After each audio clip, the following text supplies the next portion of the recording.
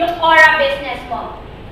Bataan, Pampanga, Bulacan, Italy, Japan, Riyadh, Singapore, and Hong Kong. Ganun kasimple. Hanap ka ng mga business associates sa mga lugar na wala pang Aura.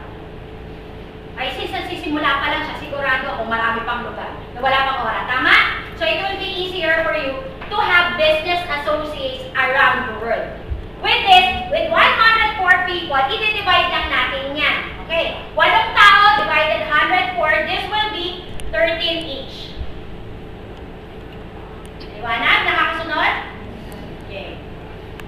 So, tignan natin kung magkano kikitain ni Nick pagka naka 7 accounts na siya. Nick 1, recap tayo. Left and right lang, di ba?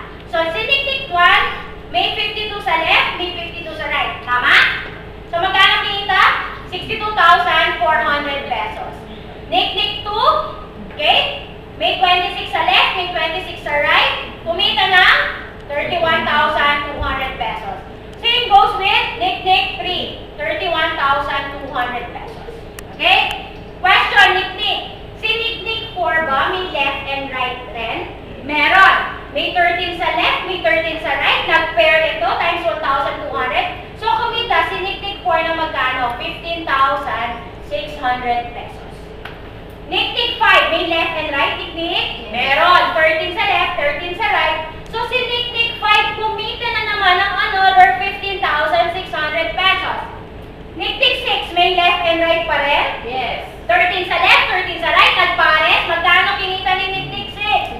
Another 15,600, walang kasawa-sawa.